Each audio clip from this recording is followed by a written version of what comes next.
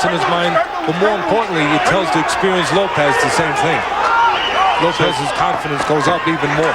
Things have gotten real interesting here. Jerson Ravelo, unbeaten, former Olympian, being tested against David Lopez. David Lopez landed 17 of 39 jabs in that 6th round against the unbeaten Jerson Ravelo.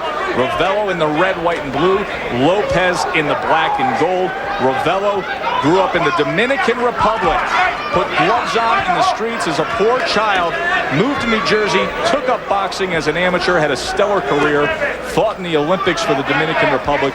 Tonight, a tough test against a battle-tested Mexican from just over the border in Nogales, who has the crowd support here in Tucson and has a hot streak going in his career. He's won 3 straight. More work from the southpaw with that jab. By the way, concerning that hot streak for David Lopez, it has come against solid opponents. His last 5 have a combined winning percentage of 82%. So, Teddy, that has served him well his recent outings. Yes, it has.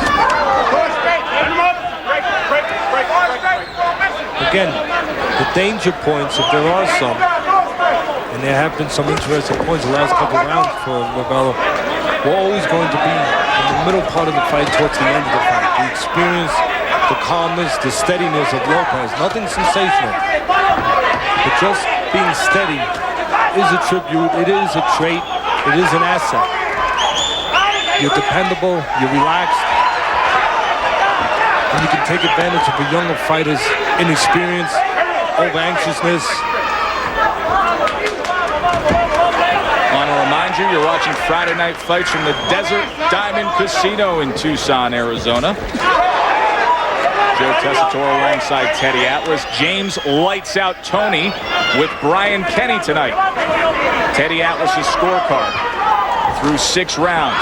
58-56 Ravelo, but the last 2 rounds going to David Lopez. Alex Trujillo and the always interesting Emmanuel Augustus are still to come in our main event. You can still see the punches of Ravelo, although he's outworking Lopez and showing the confidence and heart of an undefeated fighter who wants to stay undefeated. His punches are wide, and you have to worry at some point in these late rounds if Lopez is going to start picking spots in between those wide shots, or when Ravelo every once in a while reaches in and leaves himself a little bit off balance. He hasn't paid a real price for that yet.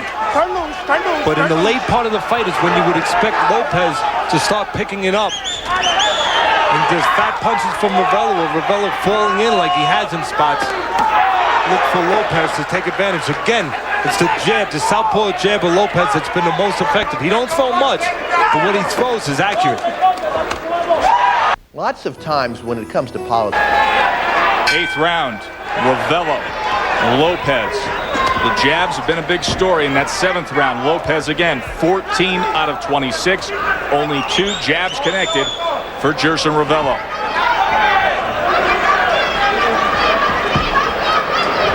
Lopez has a 44-17 connect advantage in the last 2 rounds. According to CompuBox, Teddy, here's the punches per round, and you can see the lack of production in the 6th and 7th round from Jerson Ravelo. Those are the rounds that you would expect the more experienced Lopez, who has been in with the better opposition and has gone the distance. We haven't talked about that yet, but he's gone the distance, and Ravelo hasn't. He's been 10 rounds or more 4 times.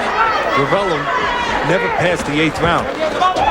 So once we get past this round, Ravelo is going into uncharted waters and coming off some difficult rounds. Although I thought he pulled the last round out just by wanting it more, willing it more. But again, you see that point jab, that could be really dangerous. Lopez knows to look out for the right hand when that pouring jab's coming. He knows what's coming, and when he's pouring with that jab, Ravelo, he's staying stationary. While he's pouring slow with the jab, his body is slow. His head is stationary. He's standing right there, and something quick comes back, he can get caught. And again, the style of Lopez, nothing fancy, just steady. That's his talent. His talent is being steady, taking advantage of someone else's mistakes and trying to get to you later in the fight and being accurate with his punches. Lopez does not waste much, doesn't throw. If you look at the punch numbers, it's going to be all Ravelo. Lopez doesn't stay up with you with amounts of punches. But right there, good place left hand. Lopez snuck into distance, snuck into good range. Ravelo was standing there pawing again, and Lopez was able to find the stationary target with a lead southpaw left hand. That can be a dangerous punch from a southpaw, that left hand. It's the power hand, and a lot of times the orthodox fighter does not quite pick it up. He's busy looking at the jab, and he doesn't pick the left hand up. See southpaws score a lot of knockdowns with that straight left hand, where the orthodox fighter doesn't see it. Ravelo really being tested here, and if that's not enough, he's about to go, as we just said, into uncharted waters after this round. Keep in mind he's only fought 5 rounds since October of 2002. And Teddy, looks like a touch of swelling around the left eye of Jerson Ravelo. That's from that accurate and straight right jab, southpaw jab of Lopez. Been there all night. David Lopez will have 2 more rounds to go. See if he can pull it off. Sunday night, the Boston Red Sox begin their quest for the World Series title that's eluded them since 1918. Pedro Martinez faces Miguel Tejada in the new-look Baltimore Orioles, 8 Eastern on ESPN2. Opening night presented by the Home Depot. Coverage begins with Carl Ravage, Harold Reynolds, and John Kruk previewing the season on Baseball Tonight, presented by Radio Shack at 7 Eastern. For more information, log on at ESPN.com. Baseball season. Teddy, did you wake up at 5 a.m. to watch your Yanks this week? No, I didn't. Did you? I actually did opening day, yeah. Wasn't pretty if you're a Yankees fan on that first day of the season. No, but they made up for it pretty quickly. Round number 9 scheduled for 10. The unbeaten Jerson Ravelo.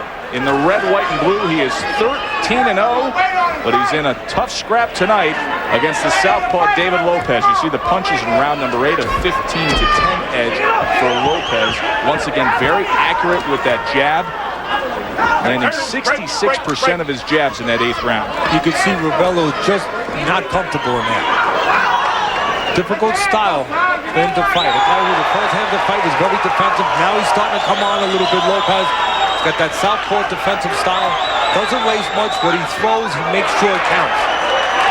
Lopez is a very conservative guy that makes everything count. Now here's the real interest. Teddy Atlas's scorecard, 77-75. Things have really tightened up, and as you can see, the crowd now is behind David Lopez, and we'll see if that carries any weight with these judges ringside here in Tucson. You can see Ravelo, a young fighter, every once in a while, especially in this difficult fight, gets a little undisciplined with his hand placement. Drops his hand, knows enough to move his head, but it's with his hands down.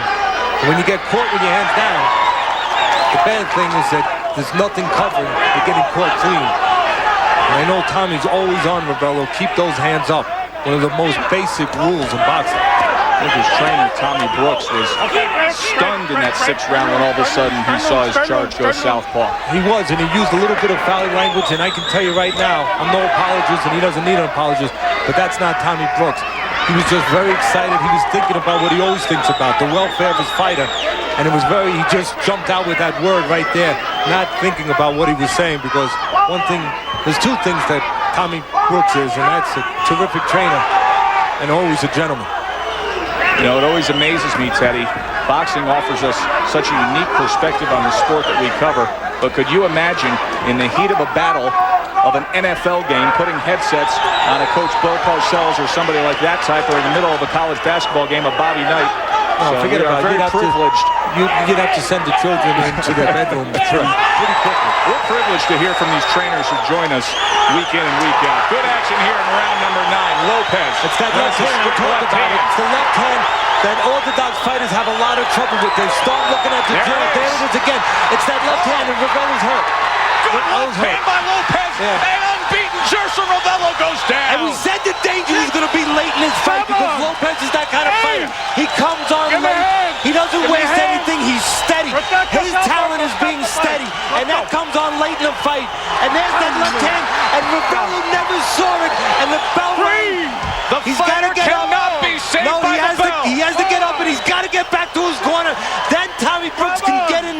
and then he can revive him. We're going to see right now. The referee stops it. The referee stopped it. He did not allow Ravelo to go back to the corner and get that minute to rest. He looked at the fighter, looked in his eyes, even though the round was over, and he made a decision to stop it, and we got a big upset here. Ravelo 13-0 is now 13-1. David Lopez with an upset win as you look at Jerson Ravelo. Jerson Ravelo, who was an Olympian in the 2000 games, a prize prospect who started his career so hot, now stands opposite the celebration of David Lopez. You know, I just got finished saying the round before, Joe, the left hand is the hand really that can be a lot of danger to an orthodox.